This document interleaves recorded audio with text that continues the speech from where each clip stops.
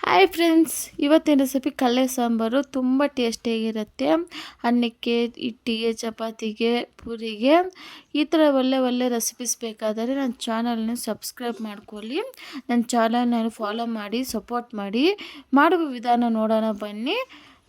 Stove ಅನಿಸಿ cooker ಇಕ್ಕೊಂಡು ನೈಟನ್ನು ಹಸಿಕ್ಕೊಂಡಿದ್ದೆ 1/4 kg ಅಷ್ಟು ಕಡಲೆ, ಅದನ್ನು ತೊಳೆದು ಹಾಕ್ಕೊತಾ ಇದ್ದೀನಿ. ಬದನೇಕಾಯಿ ಮೀಡಿಯಮ್ಮಾಗಿ ಕಟ್ ಮಾಡ್ಕೊಂಡು 2 ಗಡ್ಡೆ ಅಷ್ಟು ಹಾಕ್ಕೊತಾ ಇದ್ದೀನಿ.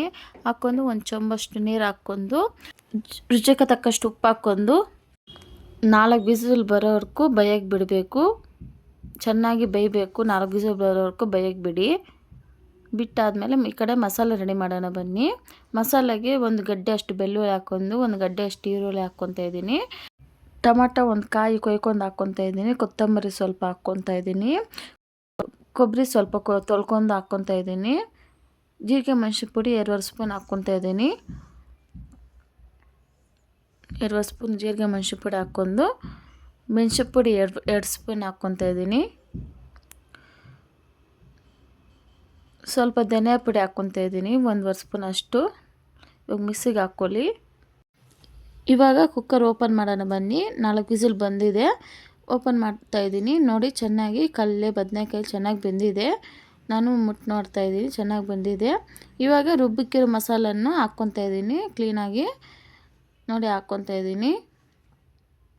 ಹಾಕ್ಕೊಂಡು ಚೆನ್ನಾಗಿ ಬೆರೆಸ್ಕೊತಾ ಇದ್ದೀನಿ. ಇವಾಗ ಮುಚ್ಚಳ ಮುಚ್ಚಿ 2 ವಿಸಿಲ್ ಕೂಗಕ್ಕೆ ಬಿಡಿ. 2 ವಿಸಿಲ್ ಬಿಟ್ಟಾದಮೇಲೆ ನೋಡಿ, ಚೆನ್ನಾಗಿ ಹಸಿ ಸ್ಮೆಲ್ಲೆಲ್ಲ ಹೋಗಿ ಚೆನ್ನಾಗಿ ಘಮ ಅಂತ ಬರ್ತೈತೆ.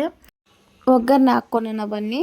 ಒಂದು ಪಾತ್ರೆಯಲ್ಲಿ ಸ್ವಲ್ಪ ಎಣ್ಣೆ, ಈರುಳ್ಳಿ, ಕೆರವೇ ಸೊಪ್ಪು ಹಾಕ್ಕೊಂಡು ಚೆನ್ನಾಗಿ ಗೋಲ್ಡನ್ ಕಲರ್ ಬರೋವರೆಗೂ ಗೋಳಿಸ್ಕೊಬೇಕು. ಇವಾಗ ಒಗ್ಗರಣೆ ರೆಡಿ ಆಗಿದೆ. ಇವಾಗ ಕುಕ್ಕರಲ್ಲಿ ಬೇಯಿಸ್ಕೊಂಡಿರೋ ಸಾಂಬಾರು ಹಾಕ್ಕೊತಾ ಇದ್ದೀನಿ. ಹಾಕ್ಕೊಂಡು ರುಚಿಗೆ ತಕ್ಕಷ್ಟು ಉಪ್ಪು ಹಾಕ್ಕೊಂಡು ಚೆನ್ನಾಗಿ ಮಿಕ್ಸ್ ಮಾಡ್ಕೊತಾ ಇದ್ದೀನಿ 1-2 ನಿಮಿಷ. ಇವಾಗ ಉಪ್ಪು ಖಾರ ಎಲ್ಲ ನೋಡ್ಕೊಳ್ಳಿ. ಉಪ್ಪು ಕಮ್ಮಿ ಇದ್ದರೆ ಉಪ್ಪು ಹಾಕ್ಕೊಳ್ಳಿ, ಖಾರ ಕಮ್ಮಿ ಇದ್ದರೆ ಸ್ವಲ್ಪ ಮೆಣಸಿನ ಪುಡಿ ಹಾಕ್ಕೊಳ್ಳಿ. 2 ನಿಮಿಷ ಚೆನ್ನಾಗಿ ಕುದಿ ಹಾಕಿಬಿಡಿ. 2 ನಿಮಿಷ ಬಿಟ್ಟಾದಮೇಲೆ ನೋಡಿ, ಚೆನ್ನಾಗಿ ಕುದೀತೈತೆ.